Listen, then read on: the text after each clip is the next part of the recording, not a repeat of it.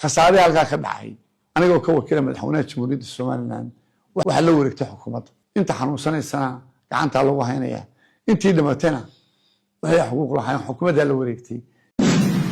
laakiin waxaan ma ahayn wax qorshaysan oo abaabulan oo Soomaaliland lagu dhawaataynayo waxa sidoo siyaasadda ka dhacay ayuha rutaadiyad baan uga xumahay وانا كتعسيدين الصوماليلاند oo dhan shacbiga reer awdal waxa lana waa shacbi odayaal u nool yihiin dhaqan wanaagsan waa dad ku sifooba culamaa wadiin caana oo dadkana qayb ka soo qaatay runtii maanta waa munaasabad aad u qiimo badan oo xilka u kala wareejinayno gudoomiyihii hore gudoomiye Maxamed Xoday iyo Cabdirashiid Xasan Mataan oo ah gudoomiyaha cusub gobolka madaxweynaha jamhuuriyadda Soomaaliland u soo magacaabay waa sunnaha dawladnimada xil wareejintu oo wax iska caadi ah waxaan maanta aad iyo aad aan jecelahay in kelmadda ilaahay gudoomiyihii hore iyo gudoomiyaha cusub iyo kelmadda hore reer awdal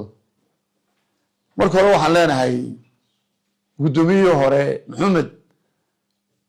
كوبيتون بلدنا صوت شقين أنا أوصل كلمات جدا قلت وحن قرية إنه هاف قامنا اللي راعى أوف الفرعون وني يسميها هي إنه قبل كان تاريخ وناكسن يروح قبل وناكسن ويش هذا يشتغل حكاية يشرمركم نوي بعده واحد قبل كان كدمان يروح الله قبل كراعي قبل كان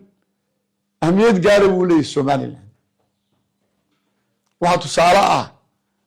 oo gobolkii ugu horeeyay 12 bilood ee madaxweynaha qaranku oo laba jeer yimaado labadaba dhagax buu dhigay horumar gobolka haday tahay wadooyin haday tahay caafimaadka haday tahay madaarka haday tahay nabadgelyada haday tahay gurigii gobolka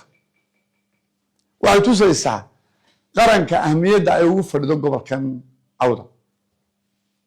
waxa leeyahay gudoomiyaha hore taariikhdu isma qariso way qabatay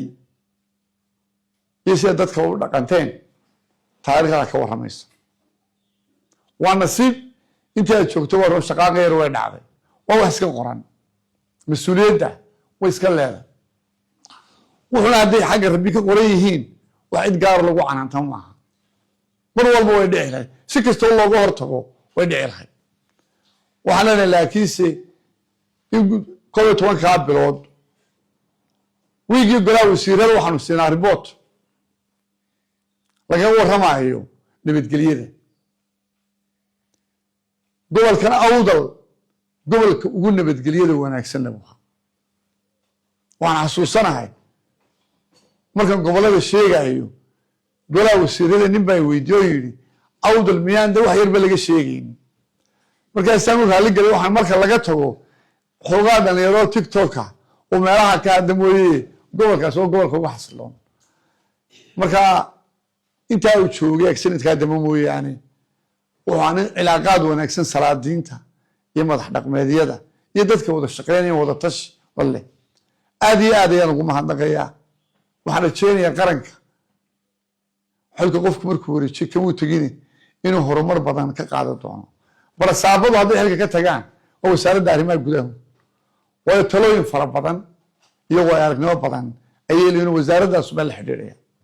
isaga intaasaan maanta leenahay gudoomiye Cabdirashiid Xasan Mataan waxba daar badan oo maayo way arag waa ragii dhalinyarada ahay markii la aasaasay Soomaaliland laf dhabarta waxa oo ka baraka sheekeynaya shirkii dambe halkan laga doortay Maxamed Xaaji Ibrahim Cigaalla goobjoog buu ahaa family caano qayb weyn ka qaatay waxaan Xasan Mataan oo dhan ragiisay ka waana walaalahay gobolkan wuxuu u baahan yahay in Soomaaliya halka marayso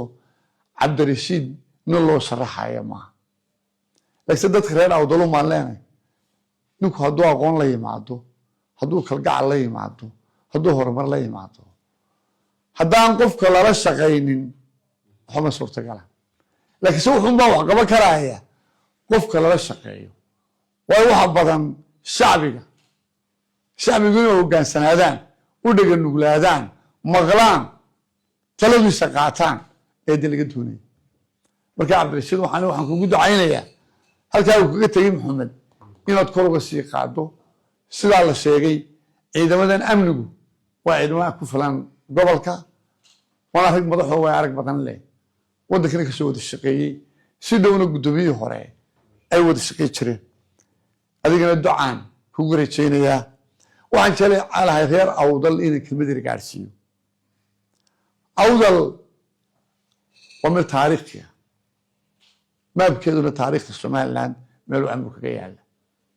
marka aqoon laga hadlaayo ee awdal la yidhaahdo ama boorame qofka aqoon iyo cilmi baa kusoo dhacaya maskaxdiisa walkii wax lagu soo bartay rag badan oo aan iskuullada halkan ka dhisan oo waddanka madaxweynayaal ka noqday ayaa ka soo baxay waa wax gaara oy ku faanaan iminkana waxay ka mid yihiin meelaha ugu horumarsan oo soomaali oo dhan isugu timaado ay wax ka barato oo wax aad iyo aad runtii loogu faana reer awdal somaliland inay dhiigooda u huraan mooyaane looga bixi maayo waxaa jira dad propaganda fara badan waxaan yara dhacay ka fidiyey laakiin waxaan may ahayn wax qorshaysan oo abaabulan oo somaliland lagu dhibaataynayo wax isna siyarsa ka dhacay ayuu ahaa runtii aad iyo aad baan uga xumahay waana ka tacsiideynaya somaliland oo dhan dadkii dhintay dadkii ku dhaawacmay umaynaan qalmaynin inay waxaasi nagu dhacaan haddana qadarka eebe naftaa ku go-aysa lama baaji karaayo waa waddan nabdoon buu ahaa waxaan garanayaa boorma hor u martay inay tahay gobolka ugu dalxiiska badan leh ay ahayd mid dabadda ka yimaada iyo gobollada waddanka oo dhan looga yimaado horumar xawli ah ayuu ku socday intaa yaree dhacday waxaan filaya inaynu ka soo kaba doono ilahay baan ka rajeynaya laakiin reer awdal waxaan leenahay wadnihii baa tihiin somaliland tabashadu way jirtaa cabashadu way jirtaa aadamigu intuu noolayana waa la kala cabanaya dad lagu yaqaanay fidmo iyo ciidamo amniga oo dhagax lagu tuuro iyo wadankii dadka wax loo qabanayaa iyo wax laga burburinayaa waa shacbiga xafiiskani marka la xafiiskii gobolka waa xafiiskii shacbiga iyaga leh haddaad miis ka burburiso dadkii shacbiga aad wax yeesho haddaad askariga dhagax ku dhufato amnigaaga baad wax yeesho dowladnimadu waa shacbiga inta u shaqeysa waa wax yar haddaanay iyagu gacan siinin waxba qaba kari maayo shacbiga reer awdal waxaan leenahay waa shacbi odayaal u nool yihiin dhaqan wanaagsan waa dad ku sifooba culamaa wadiin caana oo waddankana qaybiga ka soo qaatay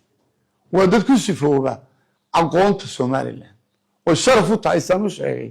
madax badan oo qaarna nool yihiin qaarna dhinteen oo waddankana soo taliyey inay ka baxeen marka ilaahay waxaan u rajaynayaa in waxaa yara dhacaynayno iska daweyno horumarkuna sidii u soconayay uu socdo waxaan yar ku darayaa khasaare halkaa ka dhacay anigoo ka wakiila madaxweynaha jamhuuriyadda somaliland waxaa la wareegtay xukuumadda wixii dhaawacmay iyo wixii dhintayba guddoomiyaha gobolka ayaan mas-uuliyadda ku wareejinayaa sidaasaa ula soconaysaan haddii aan la yidhaahdo inta xanuunsanaysana gacantaa lagu haynayaa intii dhimatayna waxay xuquuq lahayn xukuumaddaa la wareegtay sidaasaa ogaanaysaan guddoomiyaha gobolkan ku wareejiyey wasalaamu calaykum waraxmat ullahi wabarakatu